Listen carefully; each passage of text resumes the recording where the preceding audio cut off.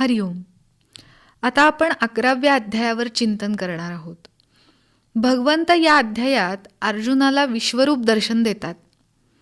आपलं विराट विश्वमय रूप दाखवतात. त्यामुळं आपले सद्गुरू केवळ देवच नाही तर अनंत ब्रह्मांड ज्यांच्या उदरात आहेत ते विश्वात्मक देव आहेत याची प्रचिती अर्जुनाला येते. मुख्यतः ज्ञानेश्वरीमध्ये अद्भुत असा शांतरस आहे, पण 11व्या अध्यायामध्ये मात्र अद्भुत रसाला सन्मानपूर्वक निमंत्रण केले आहे. भययुक्त अंतःकरणाने अर्जुन भगवंतांचं विराट रूप पाहतो. अर्जुनाला असं दिसलं की कृष्णाला अनंत मुख आहेत, अनंत डोळे आहेत, अनेक दिव्य अलंकार आणि आयुध त्यांनी धारण केली आहेत. आकाशामध्ये सहस्त्र सूर्यांची प्रभा जर एकदम निर्माण झाली तर तीही या कृष्णाच्या तेजापुढे फिकी पडेल असं अर्जुनाला ते विश्वरूप पाहताना वाटलं.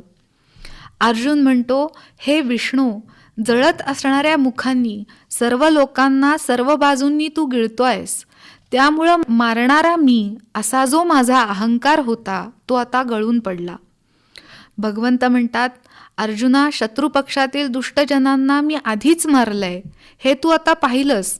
आता तू फक्त निमित्त आहेस.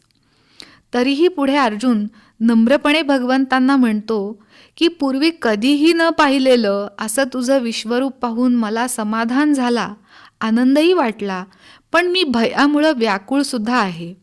तेव्हा आता तुमचं हे विश्वरूप तुम्ही आटोपत घ्या आणि मला पूर्वीच्याच रूपामध्ये दर्शन द्या. तुमचं तेच रूप मला आवडतं. अर्जुनाची केविलवाणी स्थिती पाहून भगवंतांनी आपला अक्राळ विक्राळ आणि भयंकर प्रलयंकारी असं विराट रूप आवर्त घेतलं आणि आपल्या सौम्य चतुर्भुज रूपामध्ये, प्रसन्न रूपामध्ये प्रकट झाले. तेव्हा कुठं अर्जुन पूर्ववत सावध झाला. तीव्र भक्ती असलेल्या संतांना सर्वत्र भगवंत या विश्वात्मक रूपातच दिसत असतो. जे जे देखिजे भूत ते ते मानिजे भगवंत ही संतांची सहजावस्था असते. 11व्या अध्यायाचा शेवट करताना भगवंतांनी भक्ती महात्म्याचं सुतोवाच केलं आहे. भगवंताची अनंत रूपं किंवा अनंतपणा बघण्याचा, जाणण्याचा अधिकार फक्त भक्तांना आहे. अनन्य भक्तीच्या मार्गानेच भगवंताला तत्वतः जाणणे, पाहणे, त्याच्यात लीन होणे शक्य आहे. भगवंताचे प्रत्यक्ष दर्शन झाल्यावर अहंकाराची येरझार संपते आणि द्वैत भाव आपोआप मावळतो. मग हे सर्व विश्व एक भगवंतच स्वभावतः आहेत अशी प्रचिती येते. जो भक्त फक्त आणि फक्त भगवंताच्या प्रित्यर्थ कर्म करत असतो त्याला भगवंताविषयी निरतिशय प्रेम वाटत असल्याने इतर काही सुंदर आहे असं त्याला वाटतच नाही. माऊलींनी अशा भक्ताची अवस्था वर्णन करताना एक ओवी केली. आईसे जो भक्तू होये तयाचे त्रिधातुक हेते जाये, तो मीची होऊन ठाये पांडवागा. म्हणजे असा असामान्य भक्त देह सोडल्यानंतरही वृत्तीरहित होऊन माझ्याशी एकरूप होऊन जातो. हीच सर्वोत्तम सायुज्य मुक्ती असते.